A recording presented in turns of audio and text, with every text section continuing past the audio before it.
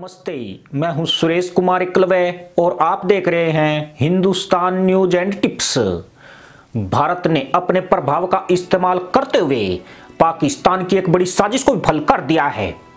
हालांकि मदरसा मुल्क ने इस साजिश को अमली जामा पहनाने के लिए पूरी जिद की थी, लेकिन भारत के आगे उसकी एक नहीं चल सकी, जिसके बाद पाकिस्तान और उसका पिट्ठू तालिबान कसमसा कर रह गए। दरअसल पिछले कुछ दिनों से पाकिस्तान का तालिबान प्रेम काफी परवान पर है।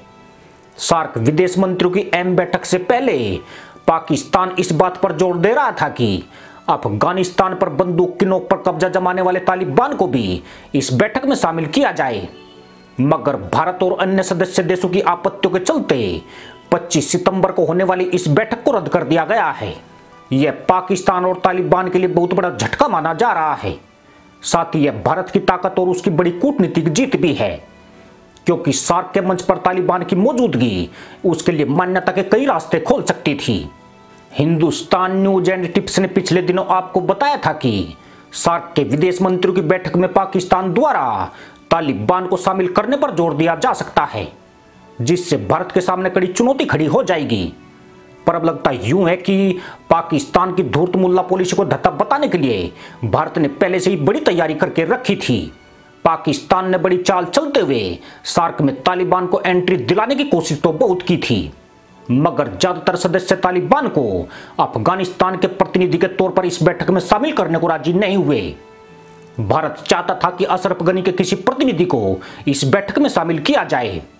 पाकिस्तान इसके लिए तैयार नहीं था, यानी मामला इस तरह उलझा दिया गया कि तहमत वाले मुल्ला जिना बेगम के ओरना मस्जिद के आपको बताए कि 8 देशों वाले समूह दक्षिणी एशियाई क्षेत्रीय सहयोग संगठन यानी सार्क का गठन 8 दिसंबर 1985 में हुआ था।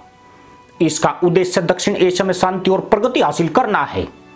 अफगानिस्तान सार्क देशों का सबसे नया सदस्य है। बाकी के 7 सदस्य देश भारत, पाकिस्तान, बांग्लादेश, श्रीलंका, नेपाल, भूटान और मालदीव है। वर्तमान में सार्क की अध्यक्षता नेपाल के पास है।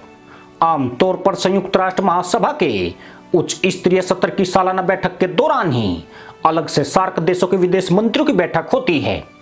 यदि इस बैठक का आयोजन होता तो भारत और पाकिस्तान के विदेश मंत्रियों का आमना सामना तय था। बैठक रद्द होने की बड़ी वजह यही बना कि अफगानिस्तान की तरफ से इसमें कौन शामिल होना है। अभी अफगानिस्तान का कार्यवाहक विदेश मंत्री आमिर खान मुत्की है।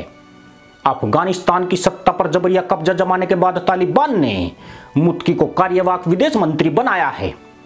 तालिबान सरकार को किसी देश से मान्यता नहीं मिली है। उसमें शामिल कई मंत्री संयुक्त राष्ट्र द्वारा प्रतिबंधित है।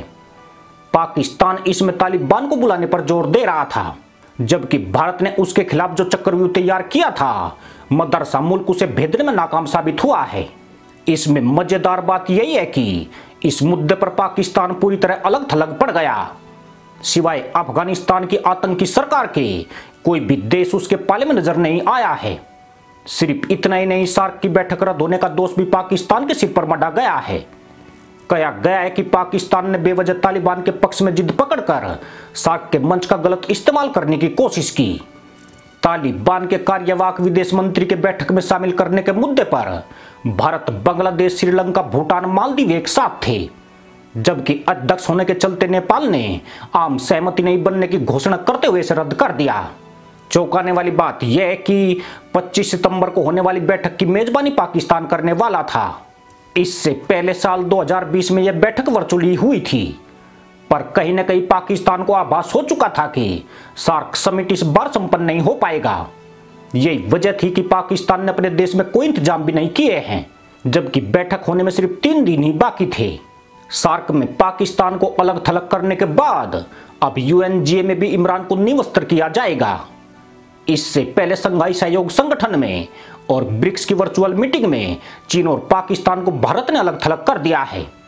दक्षिण एशिया में यह ऐसे मंच थे जिनका इस्तेमाल चीन और पाकिस्तान तालिबान के लिए करने की सोच रहे थे। UNGA में भी इमरान और जिनपिंग का नंगा होना तय है। संयुक्त राष्ट्र के 76वें सत्र में बाइडेन ने यह कहकर इन देशों की नींद उड़ा दी है कि अमेरिका आतंकवाद के खिलाफ अपनी और अपने सहयोगियों की रक्षा करना जारी रखेगा। 24 सितंबर को पीएम मोदी यकीनन बाइडेन से भी आगे जाकर चीन और पाकिस्तान पर कूटनीतिक प्रहार कर सकते हैं। यूं भी जब पीएम मोदी बोलते हैं तो दुनिया के देश उनके हर शब्द को तोलते हैं। इसी के साथ अनुमति दोस्तों, जय जवान जय किसान जय हिंद, वंदे मातरम।